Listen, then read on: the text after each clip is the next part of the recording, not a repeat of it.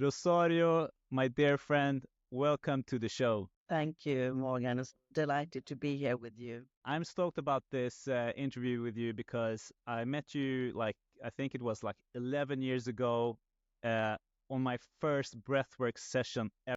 I was so, I don't know what you can call it. It was like a truck hit me emotionally. I never felt anything like that. And during the sharing session afterwards, I was speechless. I couldn't speak. I didn't want to speak. I was like so shook by that whole experience. I don't know what to do with it, but something definitely happened. And then I've met you a bunch of times at different tantra courses, and I've always had an amazing, just like experience being around your energy. I really love your energy, and when I try to describe you for other people, I'm like, this lady, she's like a Yoda in a female body. So I would want you to introduce yourself to the audience. How would you describe yourself? Wow, I'm happy with your description, so I could just stay with that. Let's stay with that. The possibility that it's there for all of us. What I mean with that is, what if actually this great intelligence, this great wisdom that we project on a Yoda actually are available through this beautiful body of us? So that's part of my mission. And I think my love for and the wisdom of the body was introduced to me dancing and how that become and I worked as and in the without knowing it, working with emotional intelligence as you are on stage portraying different kind of characters and archetypes. You have to invest deep in the human psyche to be able to express those emotions, those characters out to the audience. And within that, you have to do some kind of exploration within yourself. So the dancing and the stage and that kind of environment really introduced me to a wisdom that took years later to actually truly understand and embody. So I think it's through that lens that I received like a special connection with the body. While we're talking here, I will also expand why I think that is so important for also others. So, and what like drove you to be so interested in personal development? Was it through dancing, or what was your journey like? I didn't know that it actually was through dancing, so I wasn't totally aware. So what happened to me is what happened to many people, that I don't dare to change before the crisis. For some people, it can be crisis in health that's really connected to the body, but it could also be other kind of life crisis. For me, it was relationship. For other ones, it could be work, and also don't finding your place in your family or society. And for me, it was actually a relationship that ended, a relationship that I thought and would be for life. And with that dream scattered, it urged me to ask some more questions. And that's when I'm calling that my first conscious journey. But within that, and when I found meditation and found different language for my previous experiences, I understood that I actually had been meditating since I was 8 years old. But I didn't know it was meditating because I have always called it dancing. So then I suddenly got a language for things that I already had experienced, knew without being able to uh, totally consciously know what I actually knew. And the second one put words to it. my language was the body language, is the movement, the feelings, energy. It's not communication through words. And that Uh, is our first language. Everyone is I- I'm I, energy, movements, and feeling. I'm really curious about you saying this because my question then becomes, is uh, is there like a different type that you are when it comes to like language, but also like learning? I know that you are really kinesthetic. You're saying you're a dancer. When I meet you, like you got that feeling embodiment part. Like it's your language. It's what you radiate, and I'm like that as well. And when it comes to like handling difficult emotions, I've had a hard time putting words to it. I just feel something, and my body reacts. And I'm also like inspired by you when we've had like different workshops that like the dancing part has always been the thing that has been connected with me more than anything else, more than talking therapy, more than anything else. Like, so the dancing has been like my way, my gateway to releasing emotions, where like vulnerable or sensitive, where I can or where I can get connected with my heart, if you understand. Beautiful, yes. I get very touched when I listen to you, and I am a dancer, also, so I can really connect with that work. But I would like to everyone listening to this to be part of our communication. Dancing for me is movement. It doesn't need to have a form that we so easily put on the label dancing. Like it's choreographed and stuff like that. Exactly. Yeah. If you have the ability to breathe, you are dancing because there is a movement within you. And I love that you actually start this session with your own breath uh, experience. Because I think if we all just could, for just for a moment, just connect with that movement that is here right now, just through the breath. So, where in your body can you perceive that movement? And if you have that movement, you are dancing, in my opinion. I'm getting And zenned out here. I'm, I'm seeing you beautiful being right now while you were connecting to your breath and also to me. This smile happened in your face. And that smile, it's also movement. So your face are dancing. I want to invite you all that you all are, in my opinion, dancers as long as you are breathing. And for me, that is a very important communication vehicle because we all have it. It will not divide us through culture or languages. It's so in every one of us. And it's our first language before we have the spoken word. For that reason, it connects to very, very old parts in the brain. So when you are conscious about your breathing or conscious about your movements, you become conscious about your body, and that will connect you with really, really old parts of the brain.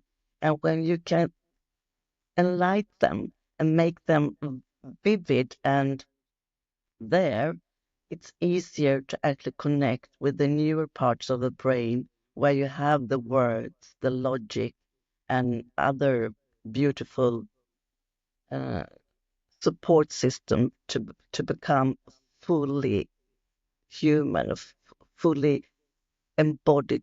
So for me, the body is such a foundation to all our abilities and talents and how we actually can navigate in this world. I don't know. Yes, And how do we because go about that?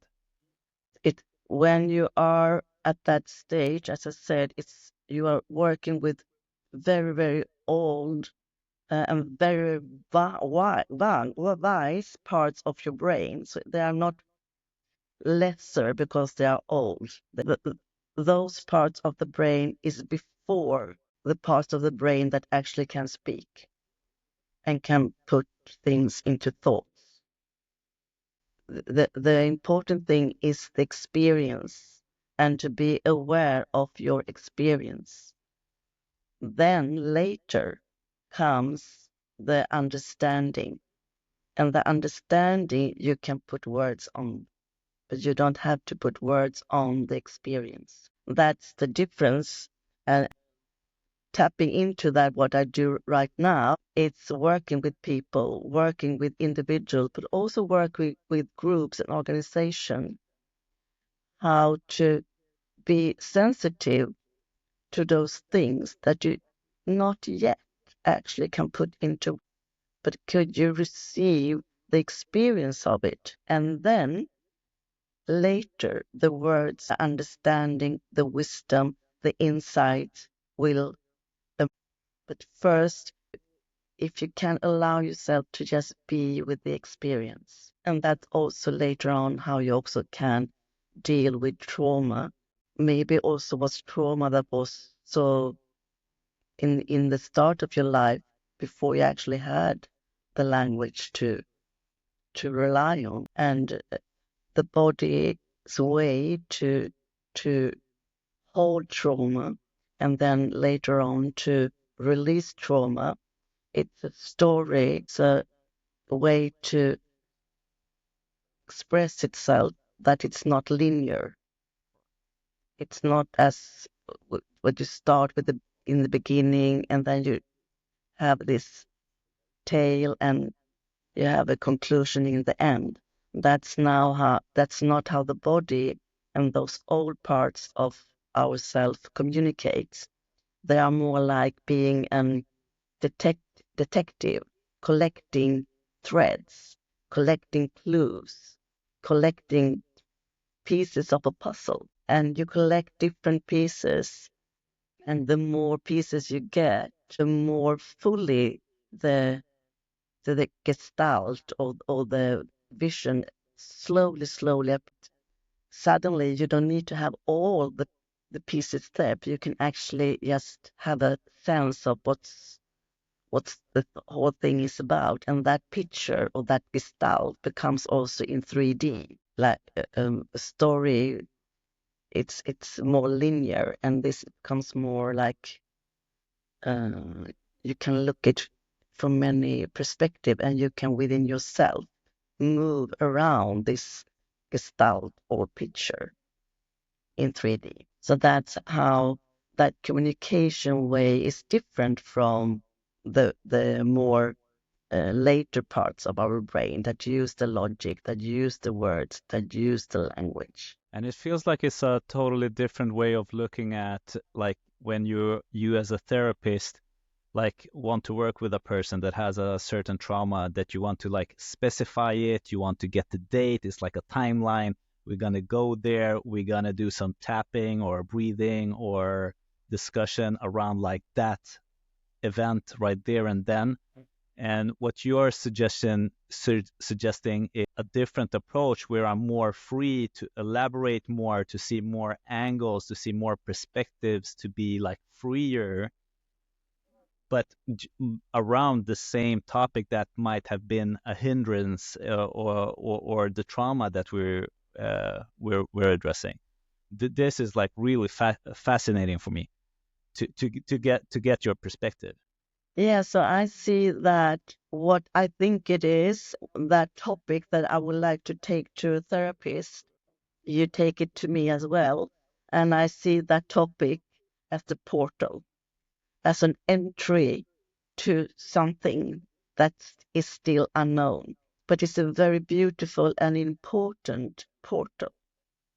So you start with that, but then you leave the story around it and let the body tell the story in the body's ways to actually speak. And it's not linear. And then you might understand that, oh, it could be, it's not necessary, it could actually be the one that you talked about. Trauma is very often that the body wants to do different things at the same time.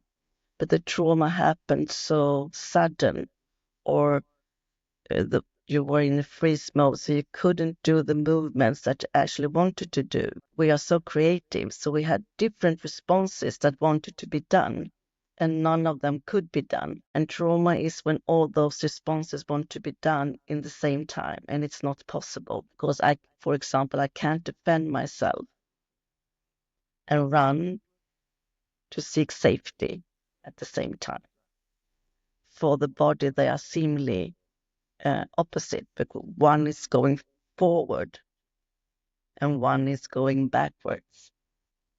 And in the trauma response, my body tries to do it at the same time because there was an urgent.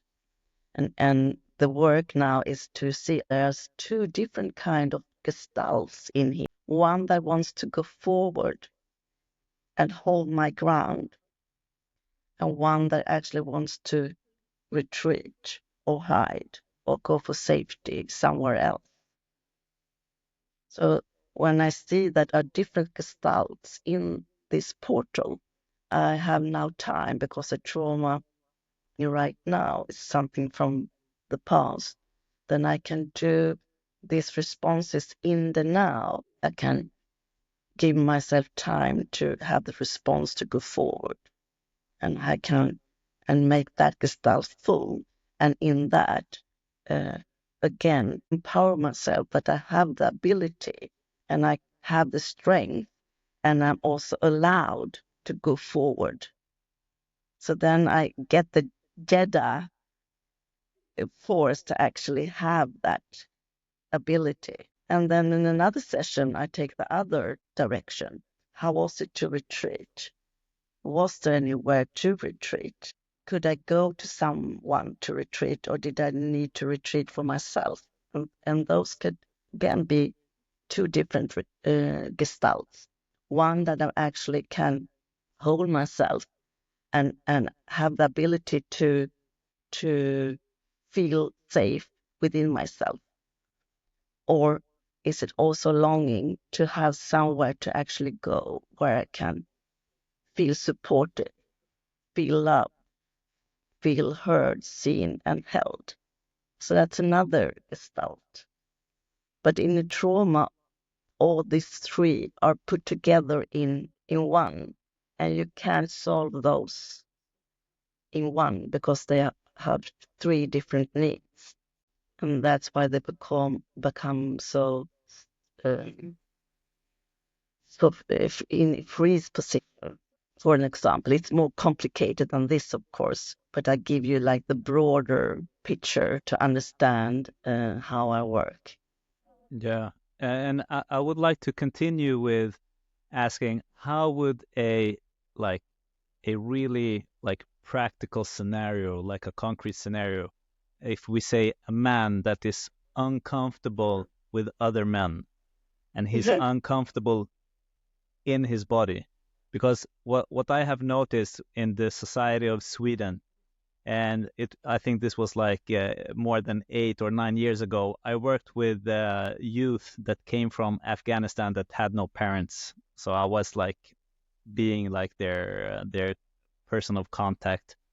And even though they went through trauma, they went through wars, they went through like the whole journey to come from Afghanistan to Sweden, had a different embodiment of their bodies, a different look in their eyes, a different way to speak and connect. Like the touch of another human was not foreign to them.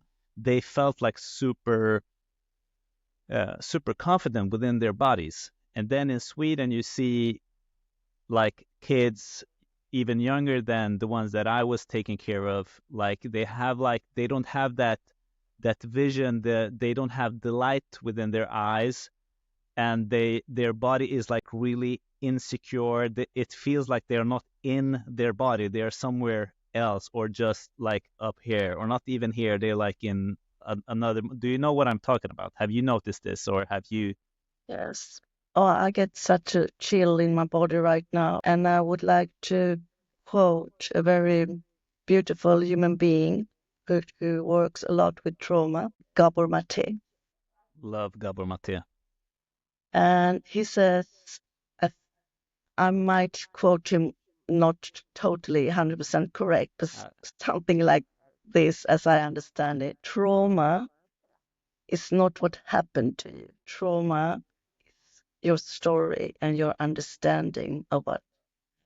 So from the outer side, we can look at these young men or persons that had, as we know, trauma, gone through a lot of them, and still they are so vivid in themselves and have this connection. But we in our society, as I see it, had another kind of trauma.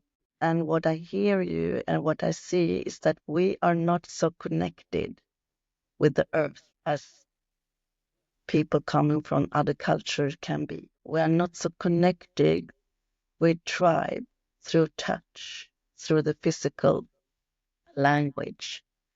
So then we get other kinds of, we can call it trauma. Trauma doesn't always need to be violent and sudden. It can also be for a long time not connect with the nature. That is a kind of disconnection that creates a lack in our being, and that lack over time becomes a trauma. can you elaborate on being in connection with nature? What do you mean by that for the people listening, and also for me? Yeah, thank you for that. Thank you for that question. It's a huge question, a big question. I would try to make it small without diminish it. So nature for me is where I can get a true reflection of who I am. So when I don't get that reflection, and when my body doesn't get that reflection by just being in nature, breathing the air that are not polluted, getting the light that are not tampered with, to have my skin really connected with earth, with water, even if it's the sea or lake or river, to have that natural connection where nothing is tampered or altered or changed. Then I get in touch with the parts in me that is natural, not tampered, not altered or changed. So for me, nature is the one of the fastest reflection of who we truly are. And it should be actually humans that should do that reflection. But sometimes we are too stressed to actually feel that and experience that essence of ourselves, and to be able to share that essence with another human being. So then nature is the second best. I love that. And how would we go about, like, if you got this uh, like a person, we don't have to call him Swedish, we can just call him any person that has got so far from his nature or so far from his, like, he don't have like that connection with himself. How would you go about to just make him a more happier person, a more comfortable person within his own skin, because he's coming to you with the issue that he can't feel comfortable with other men or social situations. So I see so many of these people that are not comfortable in social situations. Beautiful. And there are so many ways to address this, but what I love to start with, and I think this conversation is all about that, is can you be comfortable? Can you Yeah. be safe in your own skin, in your own body? Yeah. Do you know that your body is really, really your best friend? Or do you fight it? So can we start with that relation? Because that body is something that will always be there. As you also start, one of the things in yourself is your breath. Can you be a friend with your breath? Can you be a friend with your heart? or not. So we start there. I'm feeling you, Rosario. Yeah. And we are fighting My the God. body Yeah. so much. The body is annoying. The body is hungry. It's tired. It doesn't have the look that I wanted to have. We are really fighting our best friend. So when we start with that Uh, connection and that communication, and at least if we can accept it, and further on come to the grace and love and appreciation of so connecting with the body, connecting. becoming friends with the body. And how do you do that? Can I ask you a question? Yeah, of course. What's your connection with your body? I I'm also like a huge fan of Gabor Maté and also Ido Portal, and they said like something that really stuck out to me, and that has to do with like the childhood and my upbringing, which I'm super grateful for, even if there was a lot of trauma and shit going on. But the thing that I'm super grateful for is that I never slept alone. I was always in my dad's bed, my mom's bed, or in the bed with my brother until we were like fairly old, maybe like above 7 or 8. But we could also always like go into my dad's room, which like he raised us like the most. And after that we've done like judo, we've done martial arts. I have 5 brothers, we're all like really physical, we've been fighting. And I'm raised in Mashta, where there's I think like the amount of non-Swedish people, which you called or whatever we've called them, it's like 90% non-Swedish with non-Swedish origin, Hmm. like they're from Pakistan, Lebanon, Bosnia, like Armenia, Turkey, like all over the place. And we like kissed each other on the cheek like guys. We Hmm. hold each other. We wrestled with each other. We could fight, but with like the physicality was always there.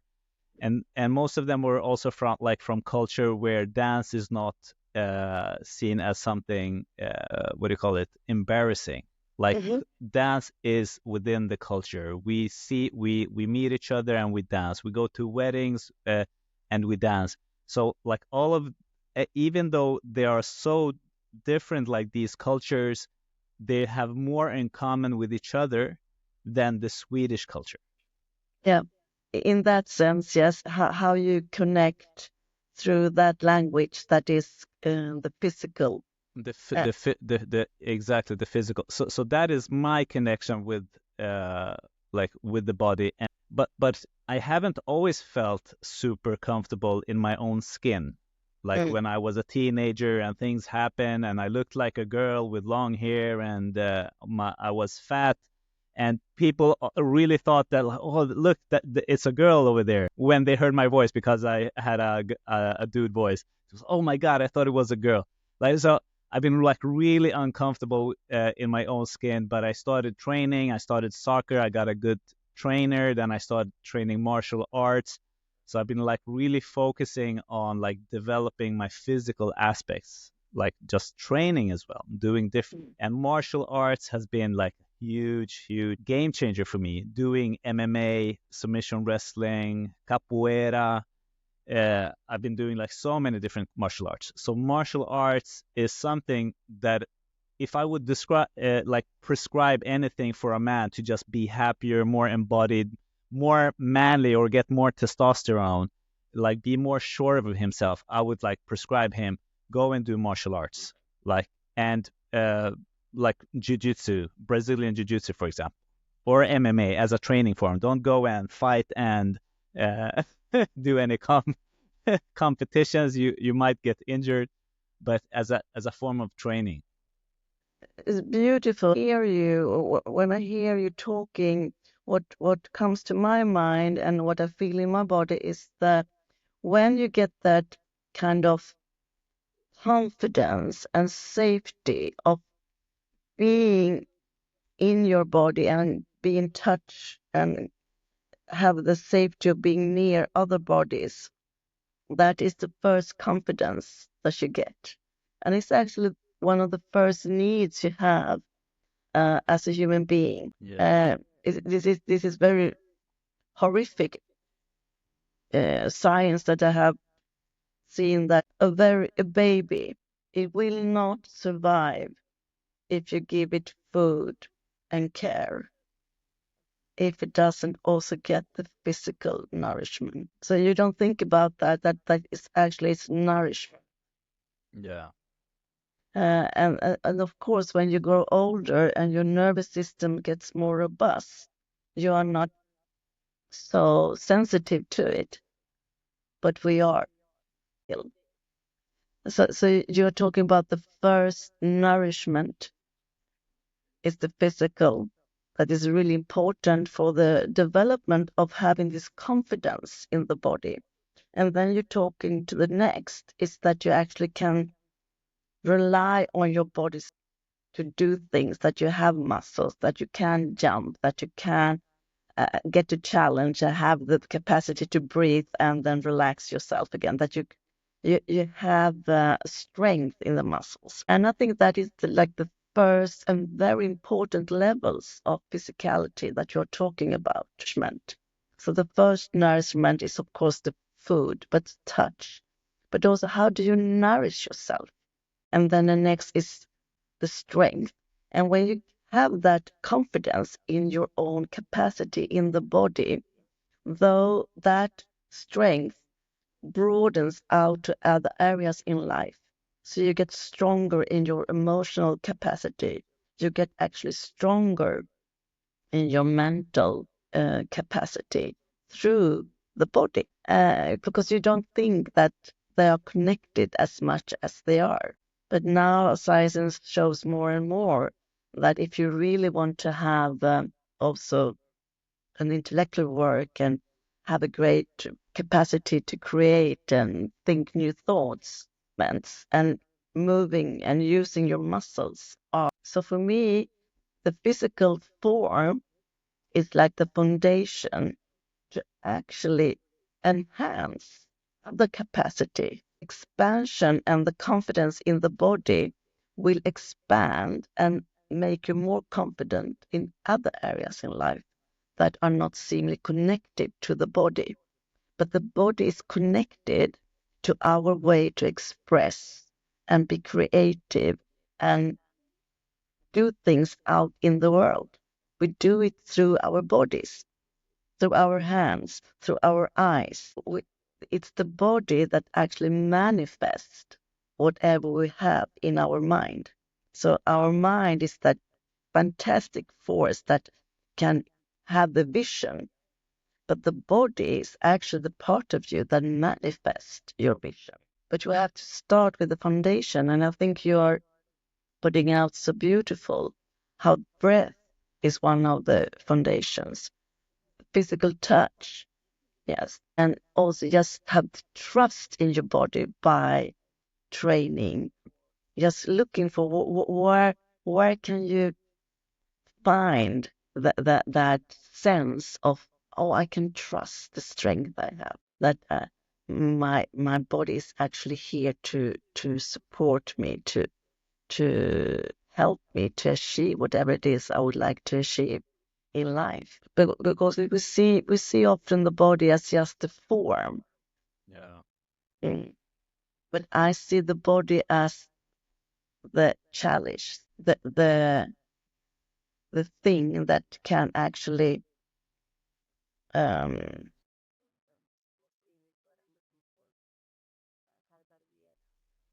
Contain. and by becoming more aware of that container, you can actually expand your container, and then you can contain more things, physical, emotionally, mentally. Mm. Because your container is big. Like you got a totally like different belief than most people I meet. And I hope like this becomes some form of like paradigm shift where we view physical touch as nourishment, as you said.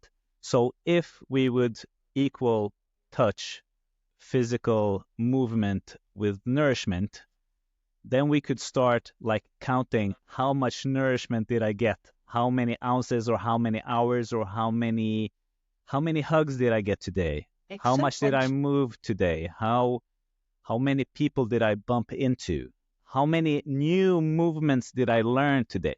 So if you have a dancer, Ido Portal says this, they learn approximately, it's like hundreds of new movements each day. And a grown-up person, he learns like maybe, if he's lucky, one new movement a day. Mhm. So also the development of the brain will stagnate Exactly. compared to a dancer. So this is That's like how they such an connect it. interesting like uh, frame to see on movement, Yeah. or if we would call it dancing. So the minimum for the physical Yeah. nourishment is What's the actually minimal to stay healthy? Yeah. So what's the no minimum dose to stay healthy? minimum, No? not Yeah. even to be healthy. The minimum need Yeah. 7 hugs a day. To what? To stay healthy or to Not healthy. The minimum required the minimum requirement to gain what exactly? to You need to to seven hugs to like open the portal for the potential of the physical connection, and what that nourishment.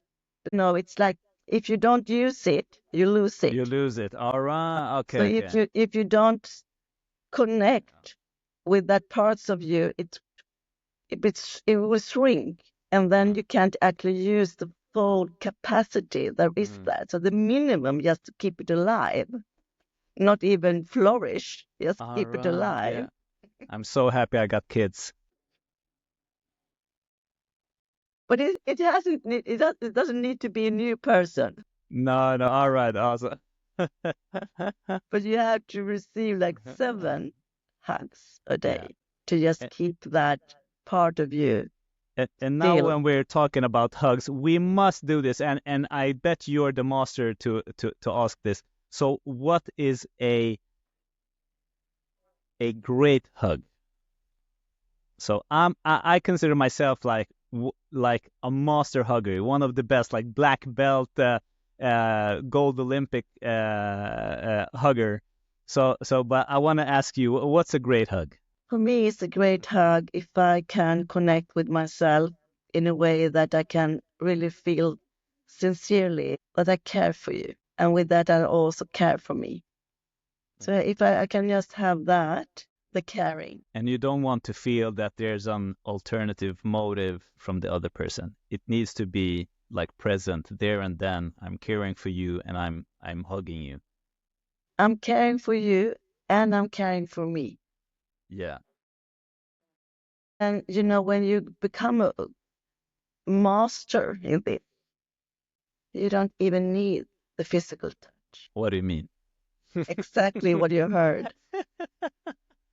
So when you're a master at not hugging, at caring for yourself and caring for the other, so you're not like codependent or people pleasing, Exactly. is that what you're meaning? Exactly. So what I say is when I have nourished that capacity through hugging, through touch, I have that state within me. Mm, So just being around me, you will feel like you get a hug without me even hugging you. mm, But the nourishment are there because it's have come to the next level where the physical is not a necessity, mm. but it had to be to become developed. This is so interesting because uh, this gives birth to another question directly, and that I know that you are super amazing because I've been in your space. I've been in the room with you when you are conducting a workshop. So you're really good at holding the space where I really feel just I feel held. So I want you to, because I don't have the words or I don't know what does it mean to hold space? What is that phenomenon? because it's It's thrown around a lot, like yes, in different alternative circles. But what does it mean to hold space? is to be a great hugger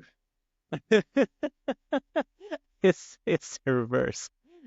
for a greater body. Now it's Mm. not a person. Now it becomes your family, your team, your organization, your corporate. And what is the mindset behind that? To be able Good care. to care. And do we need to have like any form of like distinctions or boundaries when it comes to caring? Because I know as a recovering people pleaser that I need to have some boundaries that I wasn't uh, aware of before. And that's why I So have what can you say about like that balance? it's the balance that I had in the beginning that I care for you, but I Mm. do care for me as well. So my caring is not I'm included in that caring. I want to continue on this path that we're going on. This interview is so interesting because I haven't even looked at any notes of the prepared question because the questions are getting like birth from within me. The question here that comes for me is how do you, man, this is we're going deep here. Are you with me? I'm following you. I'm Yeah. really here. I'm holding you. That was the song I was listening to before. I will follow. That maybe is one of the triggers for me, just like following you, Rosario, right now. So I'm losing my train of thought here. But we were speaking about like men. If what would you do if a man would come to you, he was uncomfortable in his body? So you have like a form of process where he can get in contact and befriend his. Mhm. Yeah, we let the technique be with us and support us and hold us as well. Th- There, there's there are so many ways, of course. So I will just give you big, big strokes. So the first thing is, are you safe with you? You are a man. Are you safe with you? And then start there, and knowing that we all have good and bad quality within us. And are you open to that? But what are the qualities within you do you want to nourish? That's all. And then can you start to create friends that have the same willingness to actually explore this? Because our culture has really lost that nourishment that men can give men. It's beautiful when you have that kind of brotherhood. I'm the wrong person to talk about it because I've never invited. I would like to peek in, or maybe not. I don't know. But whether that is a place where I can totally enter. But I am a woman that also have explored my masculine principles. But you are the masters in that. And one of the principles of the masculine qualities is the quality to hold. So I use my masculine principle when I use that quality within myself. But in its essence, it's actually a masculine quality. Yeah. So first to be able to hold yourself, and the strange thing or the paradox about that training are developed by being held by someone else. Regulation develops through co-regulation. That's the paradox. By being part of one more person or a group where we support each other in different ways. So we get that experience because that is the key. We cannot talk about being held. I have to be felt that I am held before that really kicks in my system and that my body says, yes, now you are held. before that, the system will not get the total experience about how it actually feels like to being held. Because it's not the outer, I can be held. You can physically see me being held by another person, but it doesn't mean that I feel held, or that my system, that my nervous system says yes and really can receive that holding experience. Oh, this is really, really um, uh, the special territory that you are inviting me into. Whatever I say, it doesn't matter what I say, it will be wrong in one way because there are so many ways to look at this. So again, I will give you the broader picture that it's not a truth. I'm not talking truth now. I'm just talking directions. Yes. Different relationships will have different tasks and different why they actually are together. So that is the first question you have to ask, and also know that whatever the first direction was in your relationship might not be something that is written in stone. So through the development and through the growth statement, or that why might also shift and change. So from just the duality, I'm changing now. I'm not talking about polarity any longer. I'm talking duality. And what I mean with that is polarity. They seem to be forces that are against each other. And I would like to look at it as a duality, like a pendulum more, that you are moving through a pendulum. There is no sharp division through them. They are just moving from one pendulum side to the other. So it's a duality where you can find the duality in the outer sides of the pendulum. They actually are the same movement instead of being polarity.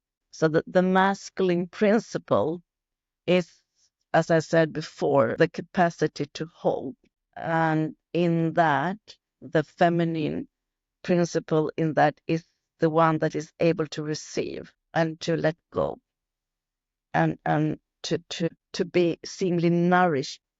But when the circle starts, when there is somebody receiving your gift, that is your nourishment. And then the wheel starts. Because it's a gift. We always say that it's a gift to give, but it's also you are gifting with your capacity to receive. And then that cycle starts. So that is where the duality normally, or not normally, but that's a good way to start because that's where we belong. But I've seen many couples that they are starting on the opposite side, that is the female side that holds and the masculine that receives. So it doesn't matter, but you have to begin with one, each one taking the pendulum, so the energy can start to flow. And when the energy starts to flow, then there's no need to have framing the dualities any longer. It's like in dancing, you have the masculine principle that is the leader, the one that holds, but also the one that looks out in the environment and are looking for paths in the environment. And you have the follower that are bringing the response to the dance. But after a while, the response will become the leading force. So then the response will lead the leader to the next step. So then this cycle of gifting and receiving, but you started with dualities, and then the wheel started to spin, and then there's no need to know who is the giver, who is the receiver, because wherever you are in the wheel, you feel received, you feel nourished, you feel uh, held and you are holding and leading. So then that becomes a unity. Instead of it becomes blurry, it becomes a unity when it's healthy. And that it requires that you also have the capacity to seemingly change positions in the duality. But it's good that you start like en gungbräda, but then the gungbräda, I don't know what the gungbräda is in English, and becomes a wheel. It's like the weight, the balance. Uh, you start with just balancing to just get the movement going, but then you skip the form. The wheel is turning. Yes, yes. So her way of response to your guidance will guide you to response to her guidance. It becomes complete. But you have to, in the beginning, you have to train to be one. It, it's so complicated. So then you can, to just train it, you make them like they have boundaries between them, but they actually don't. And it's the same thing when you're actually leading a company or leading a team. There are times where you actually are the leader that are directing and pushing a different direction. But there are also time in organization that you are the one that are following because the team knows. Are they there to actually give you the information so you in a new way can respond how to guide them further. So then you have to have the capacity to follow as a leader. Exactly. And especially in the new age that we are coming into, it's also to create the intelligence of the group. And the group intelligence are greater than from one person. So that's why you want to be led by your group as a leader and harness that capacity and harness that intelligence and wisdom from the group. So I want to expand, this how you actually can nourish these capacities that the foundation lies in the body, but it has a huge impact on how you lead your company or how you lead your life. And our society, as I see it, has missed the intelligence of the physical. So we talk a lot of the intelligence of the mind, the intelligence of the emotions. But now I would like to add in a third component that is really, really important, be a whole human body, a human being, and that is the body. The more you become conscious about how you are as a leader within your own systems, are you a good leader for your own system, your own body? Who is the leader? The principle of how this body function with all the systems is actually the same as a greater body, family, or a bigger body, a company. It's the same principles. And when you know those principles, it will help you also as a leader. But that is to know what is self-regulation and co-regulation. That's one of the key things you actually have as a leader. And the more you are in connection with the senses in the body, the better you are actually to read the environment.